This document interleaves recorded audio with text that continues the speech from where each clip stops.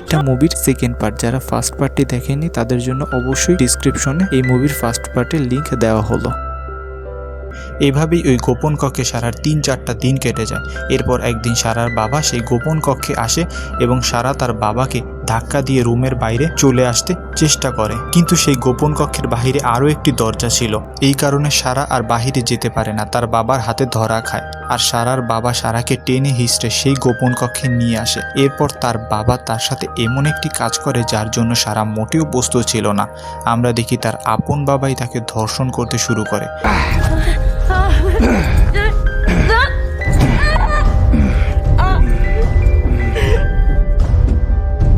এদিকে সারার মা ও বোনেরা সারাকে না পেয়ে পুলিশের সাথে কন্ট্যাক্ট করে, কিন্তু তখনই সারার বাবা পুলিশ অফিসারের সাথে এমনভাবে কথা বলতে শুরু করে যেন সারার বাবা কিছুই জানে না।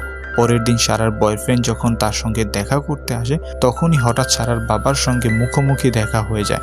সারার বাবা জানান সারা তার ছোটবেলার বন্ধুর সাথে কোথায় যেন চলে গেছে এবং এখন তারা আমেরিকায় বসবাস করে। এভাবেই দিন গড়াতে গড়াতে 21 দিন পার হয়ে যায় আর সারা 18 বছরে পা রাখে। এই বিশেষ দিনে তার বাবা সারার জন্য একটি কেক এবং একটি লাল রঙের ড্রেস নিয়ে আসেন। বাবার কথা মতো সারা এই ড্রেসটি পরে। সারা মন থেকে সব কথা মেনে নেওয়ায় সে বাবার কাছে একটি ছোট্ট আবদার করে, তার ঘরে একটি ঘড়ি লাগানোর জন্য।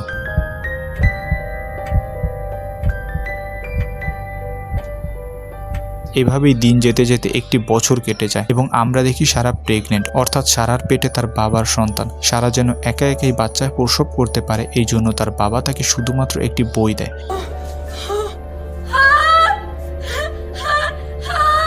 যাই হোক, এরপর আমরা দেখি সারা একটি সন্তানের জন্ম দেয় যার নাম ছিল মেরি। এদিকে সারার চিন্তায় ও ঘটনার প্রভাবে কারণে তার মা অসুস্থ হয়ে পড়েছে। কিছুদিন পর সিন যখন আবারও বেসমেন্টে আসে তখন দেখি সারা আবারও প্রেগনেন্ট। এরপর ক্রিসমাস ডে এলে সারার বাবা তাদের জন্য একটি টিভি নিয়ে আসে। এটি দেখে সারার বাচ্চাগুলো খুব বেশি খুশি হয়। এরপরের সিনে দেখা যায় সারার বাবার চাকরি চলে যায়, তাদের বাড়িটিও ব্যাংকের কাছে বন্ধক রাখা ছিল। সারার বাবার মনে হয় সারার বাচ্চাদের খরচ চালানো তার পক্ষে আর সম্ভব নয়, তাই সে একটি ভয়ঙ্কর পরিকল্পনা করে সারাদের বাচ্চাদের মেরে ফেলার। একদিন সে পরিকল্পনা অনুযায়ী বাড়ির ভেন্টিলেশন সিস্টেমে গাড়ির বিষাক্ত ধোঁয়া ছেড়ে দেয়, কিন্তু সারা ও তার বাচ্চাদের ভাগ্য খুবই ভালো ছিল। ঠিক সেই সময় তার ছোট ছেলে বাসায় ফিরে আসে, সেই জন্য সবাই বেঁচে যায়। এভাবেই 3টি বছর কেটে যায়। একদিন সারার মেয়ে মারাত্মক অ্যাজমার সমস্যা দেখা যায়। ঠিক সেই সময় সারার বাবা গোপন কক্ষে আসে এবং সারা বারবার অনুরোধে তার বাবা মনে কিছুটা দয়া জাগে এবং সে মেয়েকে হসপিটালে নেওয়ার সিদ্ধান্ত নেয়। গোপন কক্ষ থেকে বের হয়ে এত বছর পর বাড়ির বাহিরের পৃথিবী দেখে সারা আবেগে আপ্লুত হয়ে যায়। যখন সারা ও তার মেয়ে হাসপাতালে পৌঁছায়, সারা খুব চালাকির সঙ্গে একটি নার্সকে জড়িয়ে ধরে এবং সব ঘটনা খুলে বলে তার বাবা কিভাবে তাদের সাথে নির্যাতন করেছে। ঠিক তখনই পুলিশ সেখানে পৌঁছায় এবং সারার বাবাকে গ্রেফতার করে।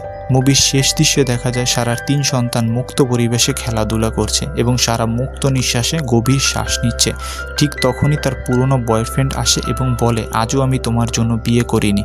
সারার মুখে মৃদু হাসি ফুটে ওঠে এবং তারা দুজন বাইকে চেপে নতুন এক যাত্রার উদ্দেশ্যে বেরিয়ে পড়ে, যেন সব দুঃস্বপ্ন পেছনে ফেলে নতুন জীবনের দিকে এগিয়ে যাচ্ছে।